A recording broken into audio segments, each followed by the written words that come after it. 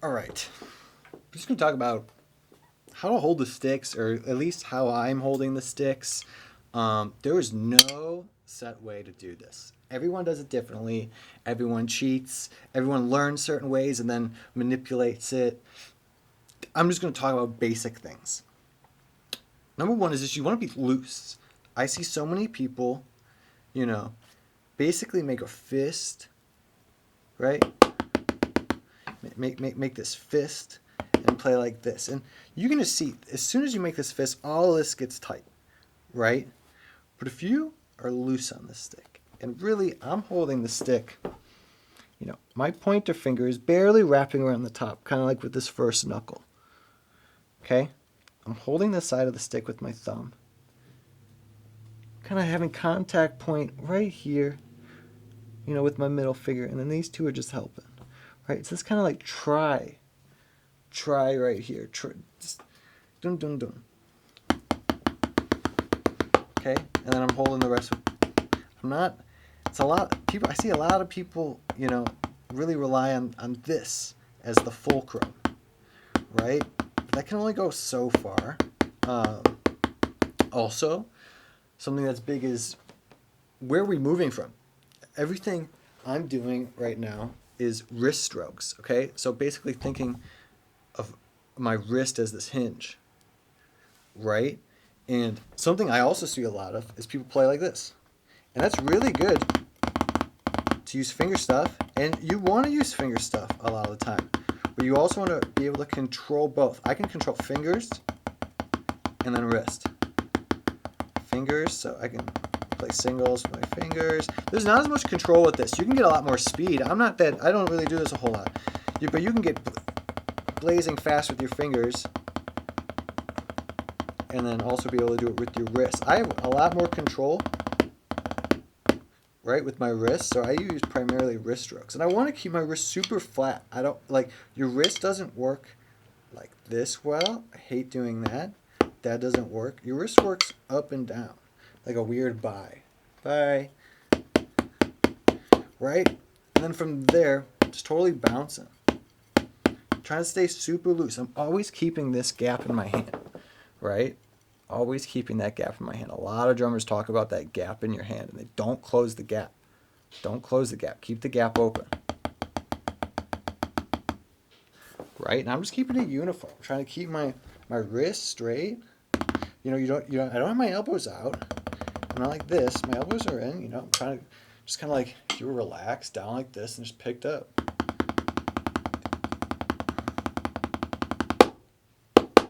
Now, of course, sometimes I start playing and I start moving way to the back, instead of having a little bit up here.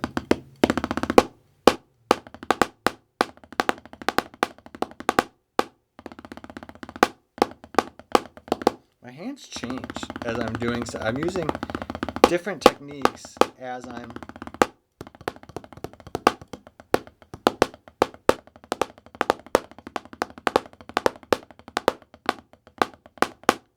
changing the way my hands move as I'm moving around the kit and as I'm just doing different stickings and stuff. But I'm always trying to be super loose and I'm trying to control from my wrists. Eventually you get to stuff like if I'm up, playing, that's all bouncing with fingers. But I also want to be able to do most of my stuff just using wrists and just trying to keep it uniform. Maybe not like an exact 90 angle, but like pretty close too, just like a little bit of an acute angle. Right? My elbows are in. Trying to keep my wrists nice and flat and just trying to keep my hand relaxed. The stick is always moving a lot, the stick's moving a lot in my hand.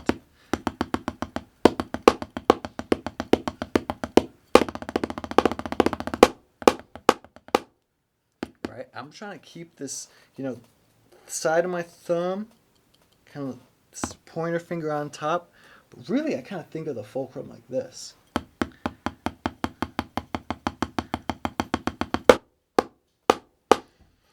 And it changes as I'm moving, and I've said that a bunch of times, but just to avoid your basic like I always play like this, you know? Like if you're playing and your right hand or your left hand is the backbeat,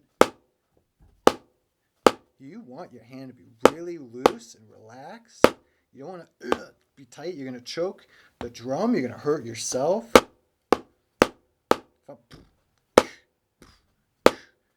Right? I want this open.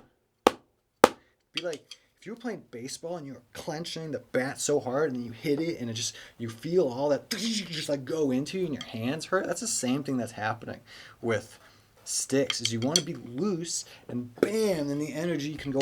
Instead of from you to the bat to the ball.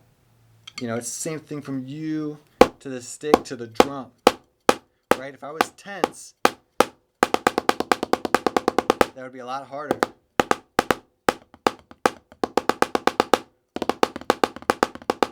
But I'm trying to say loose and make the sticks do the work. I want the sticks and the drum to do most of the work. I'm just kind of guiding it. And I'm just guiding it by trying to hold it properly and keep a loose hand. Singles, doubles, whatever it may be. And technique changes as you move it around the kit, but basic things. I try to keep my wrists straight, so like the top of my hands are up, my palms are down, right? Try to keep the gap in my hand open. I'm not trying to close it like this. I'm not trying to play like this. I'm trying to play open like this.